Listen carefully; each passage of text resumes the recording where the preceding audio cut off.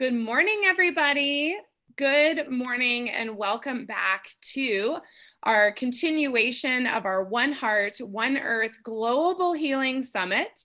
We are holding space and holding the light for Mercury retrograde, many planets retrograde, solstice, eclipse, new moon, all sorts of amazing things. And we are raising the vibration of the earth through all of these incredible presentations. My name is Lisa Gunshore. I am your host for the One Heart, One Earth Summit. For those of you who are joining live, you can absolutely share your comments, ask questions in the live box to the right. And please don't forget to click subscribe on the other side of your screen for Buddhist Biohacker. We are reaching 1,000 subscribers. That is the goal by the end of this summit, so that we can get our community page, so that we can continue to grow this community of light, which is so amazing. And I am so happy to have you guys here for our next presentation. And welcome, Ted, to the summit. Thank you very much. Good morning. Good morning. I'm so excited for your presentation, and I'm going to let you take it away. Everybody enjoy this next presentation, and I will see you guys on the flip side. Morning, guys. How are we doing this morning? Happy Father's Day to those of you who are fathers. Today, I will be talking about how to better realign with the divine masculine. I'll be emphasizing how the shadow masculine has kind of become our default rather than an issue we should perhaps be working on. My previous lifetime, I was a therapist for 15 years. I worked specifically with convicted sex offenders for 11 years, and I noticed a lot of interesting commonalities in their communication patterns in particularly, and just how they were raised, how we raise men culturally in the United States, period, and how we do not really honor not only each other and certainly not the divine feminine. One of the main themes that I noticed was that hurt people hurt others in turn. This is not a new concept. We talk about this a lot. But it is a very common pattern with men who wind up being abusers. Typically, they're abused themselves. And we sort of raise men in our culture to not really care about each other, certainly. Showing feelings is seen as perhaps unmanly or even perhaps just unnecessary. And a key thing I noticed was that when people are abused, particularly when men are abused, a common pattern is they will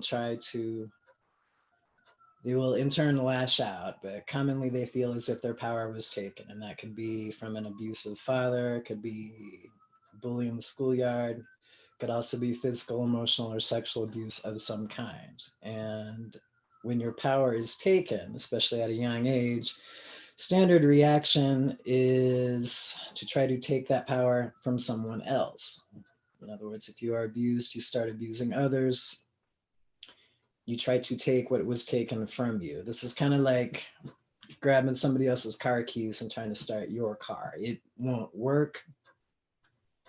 It seems like a sound idea right off the bat, but it simply will not work. You're taking their energy. That's not yours. It's theirs. It's designed specifically to work for them. It will not work for you. And we get into this emotional habit of taking from others because we become empty ourselves due to the abuse I mentioned. You get a very, very skewed way to communicate. You sort of wind up running around trying to feed off each other, and it usually goes terribly. I've got a brief description here of the divine masculine, since I'm going to use that definition to sort of show where we are not yet. We can aspire to this, but this was written by Monica Leonelle Grace. And what she said was the divine masculine doesn't see leadership as hierarchy. He does not try to dominate other divine masculines around him or compete with them for a place at the top of the mountain. Rather, he believes in the ability of everyone to be a leader within their natural strengths and talents and checks his ego at the door. He sees his position as a leader to help grow and strengthen others in leading, and takes on the role of teaching or mentoring his people. He invents in his people and helps build them up.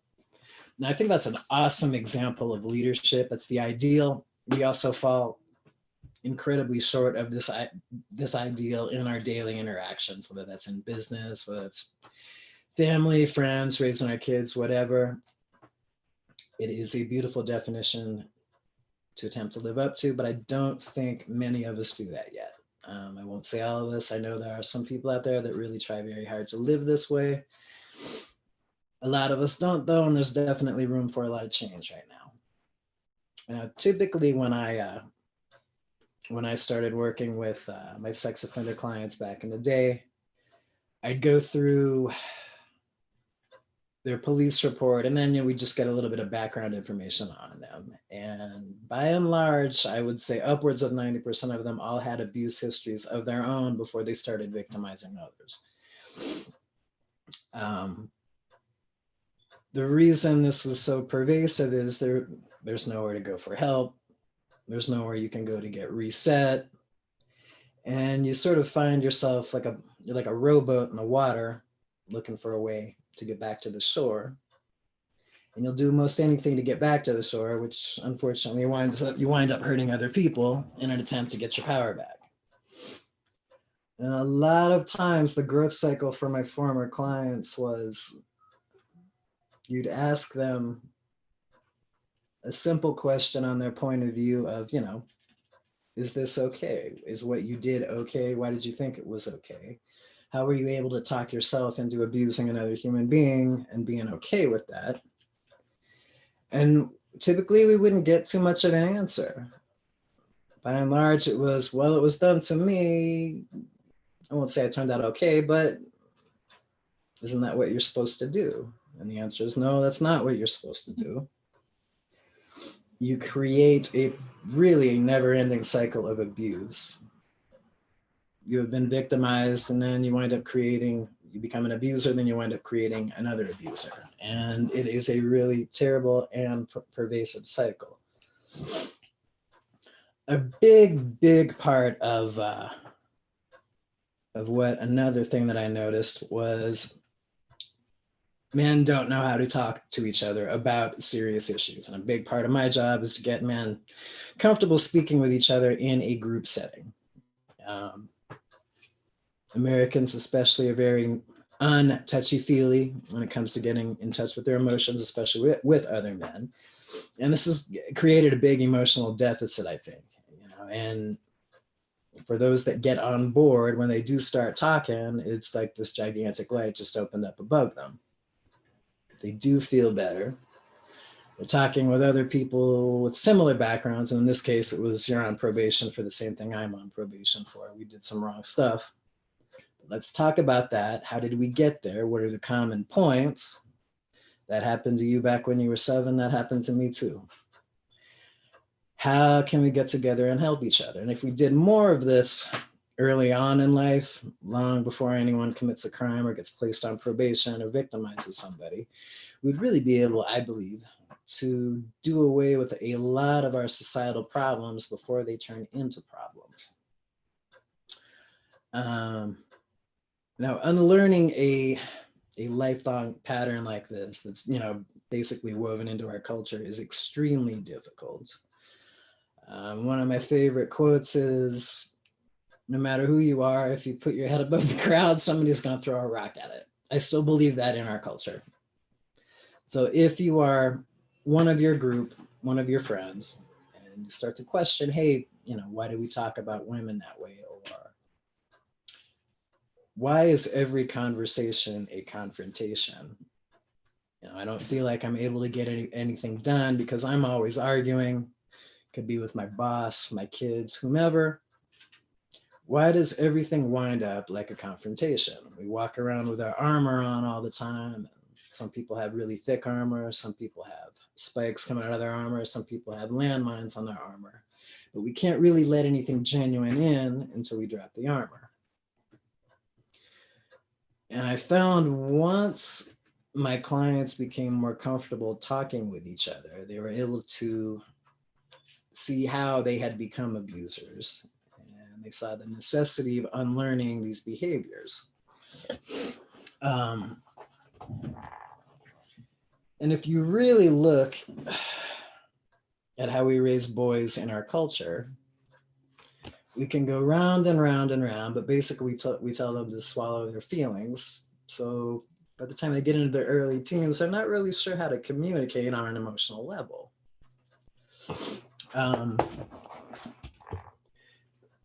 Now, if we start teaching kids how to be okay with their feelings, male children in particular, how to be okay with their feelings, we won't have to worry so much later on about this great imbalance, this disparity that we've got, well, going on currently.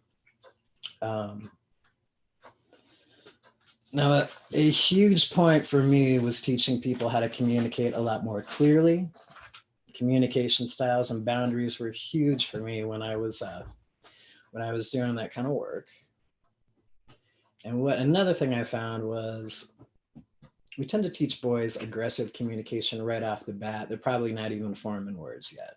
I was running a group and I'd ask for an example of aggressive communication. Pretty much everybody's hand would shoot up. Yelling, screaming, name calling, bullying. Yeah, we all have endless examples of what aggressive communication looks like. And that seems like that's kind of the default. Passive communication, people would understand it. That was the next style of communication I'd address. And they would understand it, but fewer people would get it because it's not, I don't think anyone sets out to deliberately communicate passively, but most everyone would understand the definition. Now, when I asked them how to communicate assertively, then I would get a whole lot of blank spaces, or blank faces rather. No one quite knew what assertive communication was. And the few that did, they'd been in treatment or therapy of one kind or another, so they were familiar with the concept. But they had to learn it most likely outside of the home and later on in life, say if they were working age or something like that. Now, I had 3 different communication styles that I like to focus on when I was running my groups. And the first one was aggressive communication. I touched on that earlier. A quick and dirty definition for that was you get your needs met by taking away from the needs of others. And that is a win-lose, as in W/L. You get your needs met because you hurt somebody else. For passive communication, you don't get your needs met because your boundaries are poor. You're just sort of laying down and you're letting whatever happen. That's more of a lose-win. Lastly, assertive communication, you get your needs met without taking from the needs of others, and that would be your win-win. For bonus, I talk a little bit about passive-aggressive communication, but that's not really one of your main styles, although we do all engage in it. For example, 2 of our best examples of passive-aggressive communication are 1, gossip. That's a common one most everyone gets in my groups. The second one is sarcasm. This was difficult for me to get my head around simply because I do appreciate sarcasm as the art form that it can be. However, technically speaking, it is a passive-aggressive form of communication, and it can be quite hurtful, as we know. So remember, if you're going to communicate sarcastically, keep in mind, there's points at the end of that spear there. It's not just funny, it could be hurtful to someone else. However, if you want to speak that way with your friends and you're having a good time while you're doing it, by all means, indulge.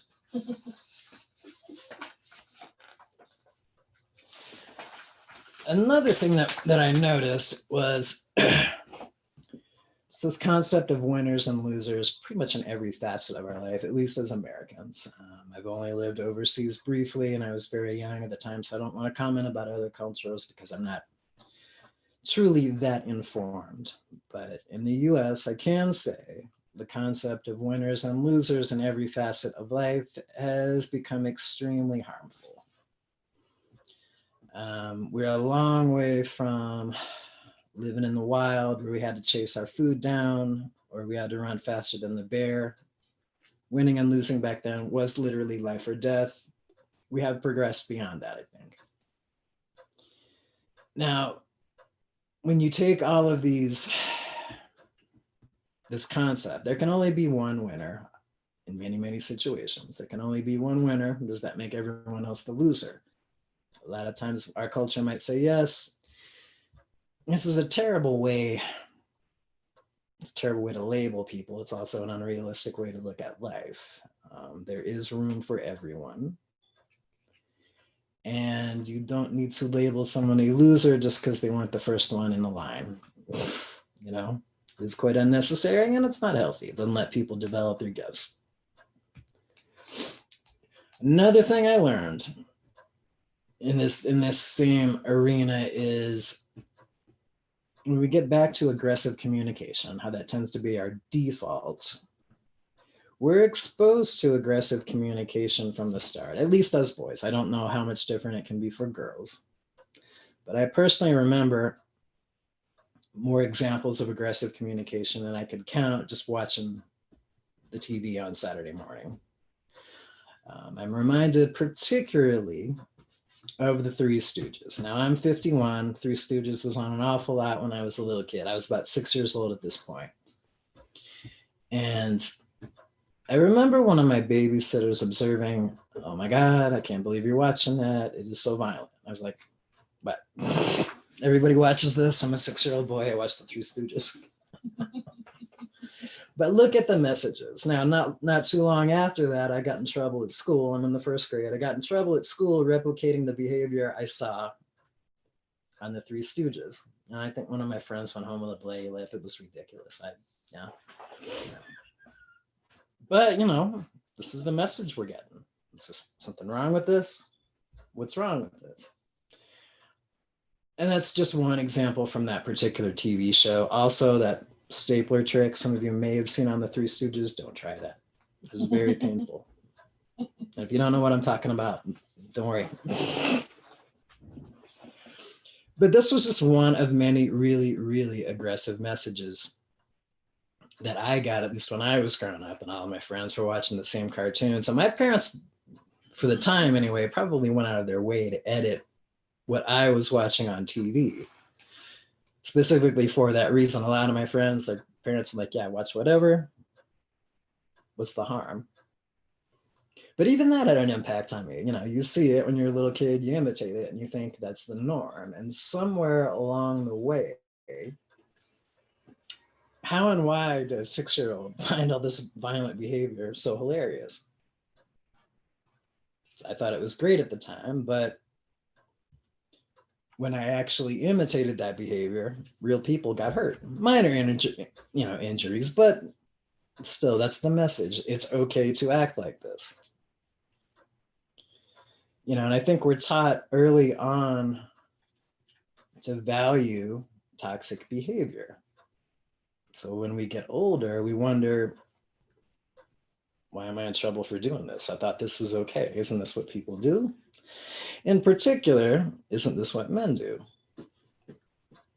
Somewhere along the way, the toxic masculine, or the shadow masculine, I should say, that became the default rather than a specific shadow that we need to work on. In our circle, when we mention you need to work on your shadow self, most people mean you need to work on those areas of your life that are clearly not healthy for you, and they're causing you some difficulty. Whereas the shadow masculine somehow, some way or another, became our default. Sharing feelings, no, that's bad. Don't do that. Admitting you're vulnerable, no, don't do that. How do you expect to get anywhere if everyone knows you're hurt? All of these sorts of things, we're taught really, really toxic values as men in the United States. And the best lesson I learned as a therapist was sometimes you just need to shut up and listen. Just listen. If you listen, the people you're working with will tell you everything you need to know about them in order to help them. And that's a lesson we can easily take into our own regular non-work lives and with our family. It's just, we need to work on active listening, but more importantly, we need to listen without an agenda. Now, I grew up in a family that loved to argue. It was a daily occurrence. And what I learned from that as a kid was, all right, I've got my 3 main talking points. Here's my points, 1, 2, 3. The person across the table from me, they're arguing, they're yelling, they have their points. I learned very early on to tune out their points. Their points don't matter. I need to make my points. So as soon as there was a pause in that conversation or that argument, I would get my points and it wouldn't matter what else was being said. This is what I'm going to say. This is my agenda. I will make sure my agenda gets heard. This leads to really poor communication because you're not listening to what the other person has to say. They may have very legitimate complaints. They may have very legitimate points, but that doesn't matter. I have my points. I have to get my points on the board. So we wind up not listening very well to each other. And, what we learn in the home, we take outside the home and take that out there into the world, and we test drive it. We see how it works for us. Beyond a certain age, that kind of communication, where you're not listening to the other person, you're just nailing your points up on the board, does not work. It creates a really big skewed way to get our needs met and skewed way of just communicating with the people around us. Now, I mentioned active listening and listening without an agenda. Active listening gets used a lot in therapy circles. Active listening is you're listening to the person across from you, what they are saying. You are genuinely listening to them. Listening without an agenda, that's more one of my terms. You're listening to the other person, but you are not responding until you hear what their points are. Therefore, you don't walk in there with a pre-approved list of things that you want to talk about that are important only to you. You hear what the other person is saying, and you respond in kind. Could be that their issues are not what you thought they were when you first started down that particular path with them. And that's okay. Listen to what they're saying. Could be an easy fix, but don't assume you know what they're talking about, and don't assume that your points are more important than theirs, because they may not be. Another point on listening without an agenda: address their concerns one by one, but do not initiate the discussion and then wait for a pause to insert your talking points that you were going to say anyway. You walk into a room with these things, these particular points that you want to say. It doesn't matter what the other person says. In other words, your views are irrelevant because I think A, B, C, and D. This may sound a lot like a Twitter discussion you may or may not have had at one point in your life, but it's similar to that.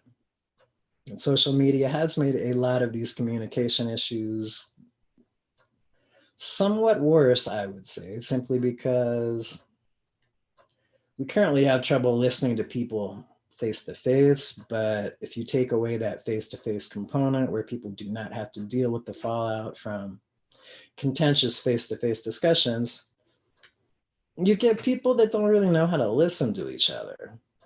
You might half listen, you might read what they had to say, but you don't really care because you've got your points that you want to make and you think that's the only thing that matters. So active listening is very, very important in learning how to communicate with others. Now, what does this have to do with the shadow masculine? Well, you're not gonna unlearn your old bad habits if you're unable to learn about different ways of relating to people. Best way to learn new ways to relate to people is to listen to people who have a different point of view than yours. These are simple concepts, but I feel like we need a lot of help in executing them. Now, the masculine shadow somehow became the norm versus the issues that we should be working on internally. And if you ask someone, what was the hardest part of your childhood? They might say, well, my father never listened to me. Well, possibly he didn't know how. Possibly that was the norm when he was growing up. And our common refrain for this a lot of the time is, well, my dad didn't listen to me. I turned out fine. Your kid might say differently. Now we have these great big gaps in empathy that I used to address in a very simple, direct, and somewhat ugly kind of way. But back when I was working with my sex offender clients, and they would describe maybe a comment they had made about somebody or something they had done, I would ask them, is that okay? And they'd be, what's the big deal? Well, do you have a sister? Do you have a wife? Do you have a girlfriend? Do you have a mother? Invariably, they would have one of these. And they would say, yeah, of course. Are you okay if somebody else does that or says that to your sister, your wife, your girlfriend, or your mother? Usually they would say, no, that's completely wrong. Why do you get away with it? Now, this is sort of teaching somebody empathy by throwing a bucket of cold water in their face, but it was usually pretty effective. Oh my gosh, how would I feel if somebody victimized one of my family members? Now, from there, that typically created an opening where you could teach new communication patterns where guys would not struggle nearly so much with getting the basic concept that you should care about your fellow man and other people in the room. And that all human beings are, in fact, important and they deserve to get their time and heard. Their opinions are valid. But I think because we're so focused on the winners and losers type behavior, men in particular have limited awareness of their impact on others. And one of my old supervisors back in the day said, this was one of his biggest teaching points, it's not the intent, it's the impact. You may have intended this to happen, but your impact was quite different. You may have intended to fix that window, but instead you broke it. We have to focus on the impact. And when you teach people, just look out for number one, I come first, teaching them that there's other people in the world can become very difficult. We also live in a culture that we pity victims. A lot of us do not want to be considered victims. We pity victims a lot of the time.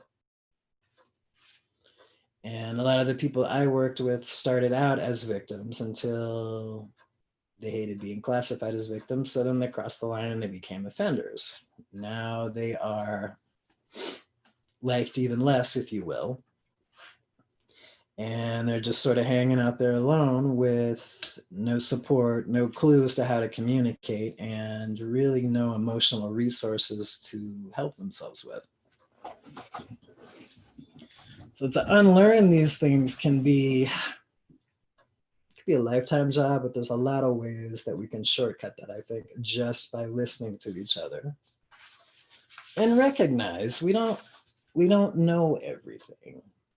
And part of this, my brief talk, was realigning the divine masculine with the divine feminine. And I'm recalled of a time in high school when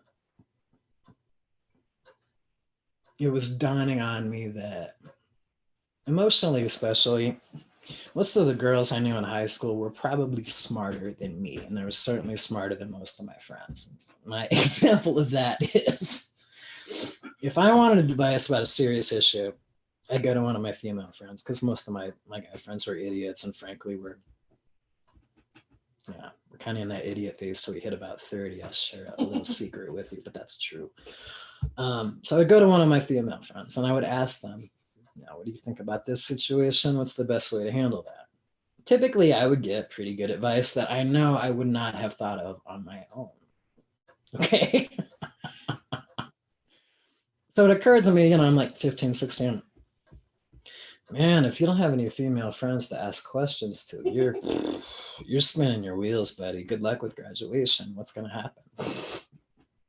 So, it occurred to me earlier that, we really are, the other half of one coin. Getting a female perspective is quite helpful. And it's healthy, we're living in the world.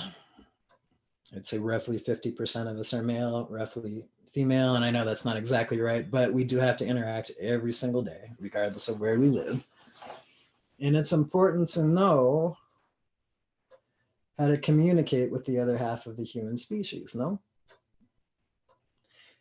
And in addition to communicating with them, we certainly don't want to hurt them, squash them in any way, be abusive in either a verbal, physical, emotional, or sexual way. And when you teach boys not to really care so much about feelings and other people, this gets very skewed.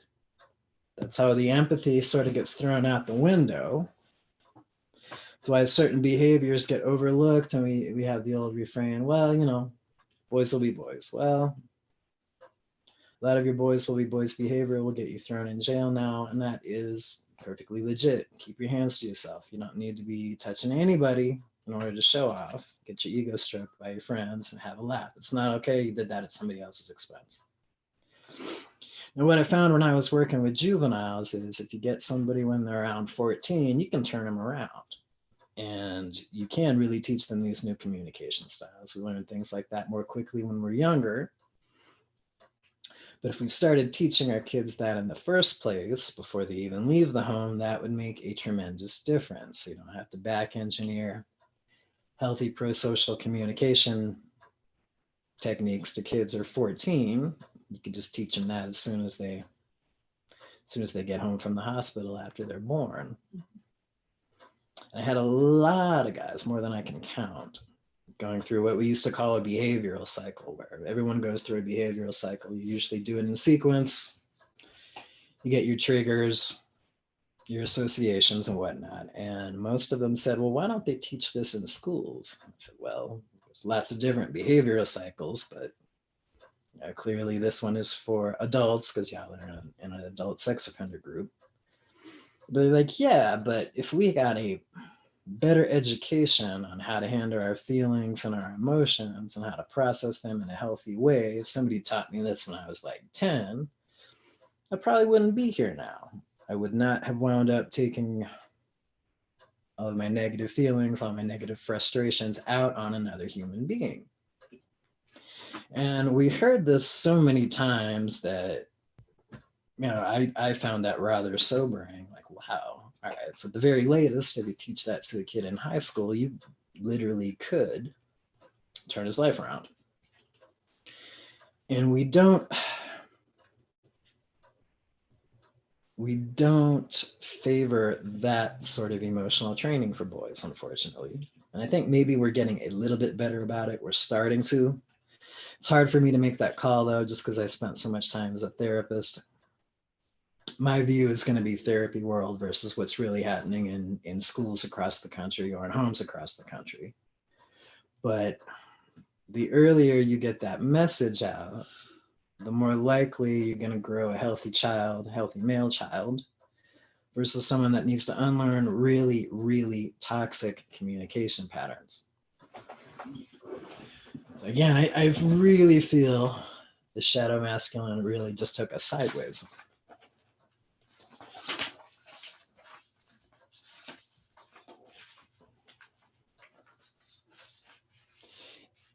And another problem with this, we are taught to value toxic behavior, but not too much. And that's another problem because, especially as a teenage boy or a young man growing up, there's this line, well, it's okay to talk like that. You're not in mixed company. But then that line, that boundary keeps going further and further out until you may find yourself saying some very, very egregious things that other people do not like. They take exception to it. And then you're sort of like, well, I thought this is what we did. Well, no, it's not. And again, we also need to teach empathy far earlier than we do to our children. In fact, I remember, I don't think I heard the word empathy. I'm sure of this, actually. I did not hear the word empathy until I was a 32-year-old graduate student getting a master's degree in psychology. Somehow, in those preceding years, the word empathy just never really entered into my lexicon. I knew what sympathy was, so they were kind of the same, but not quite the same. And if we don't have the ability to put ourselves in other people's shoes, we don't have the ability to at least identify and feel what they feel, we're going to have a terrible time relating to other people. If we can't relate to each other, we're going to have a hell of a time living in the world together. And again, the simplest way to address this, the easiest way to address this, is we need to communicate better. Again, the first stop on that particular train is just listen. Hear what the other person is saying. They may not be upset about what you think they are upset about. Can this change your life? Most definitely. If you're pausing to let another person share their feelings with you, you're opening yourself up to how they feel and why they feel that way. They will give you an explanation more than likely. You can open yourself up to this information. You can open yourself up to a great many other things that literally could change your life. You just have to be open to communication. You have to be open to feelings, and you have to not be scared to do things differently. And I think most everyone will agree that right now the theme is unlearning all of those bad, toxic cultural habits that we have. We're unlearning a lot of stuff as a nation and just as a species right now. My opinion is, first, the most important part of that is, again, listening to the person who's trying to communicate with you. It was a little bit quick this morning, but Lisa, if you're there, I'm willing to take questions or to clarify some of my points if anyone has any questions. I am here. Hello. Hello. Hello. I do not see any questions at this time, but let's give it just a minute and see, because sometimes there's a little bit of a delay on here. Mm-hmm. So let's see if anybody writes any while we're sitting here. Let's see.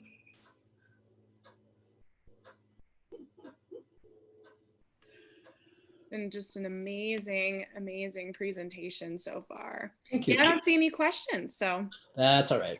Yeah. It's a lot to take in, I think. It is, and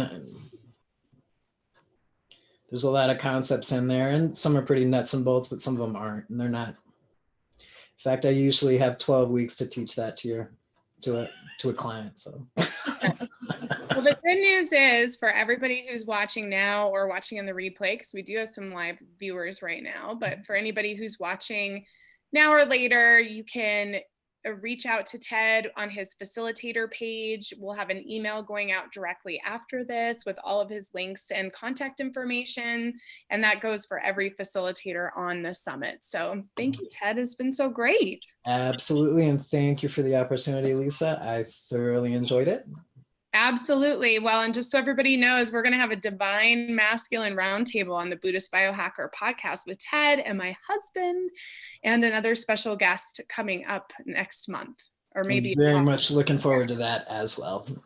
Yes. Well, thank you so much. And we'll see everybody back at 11 a.m. Thank you, Lisa. Thank you. Bye, guys. Bye.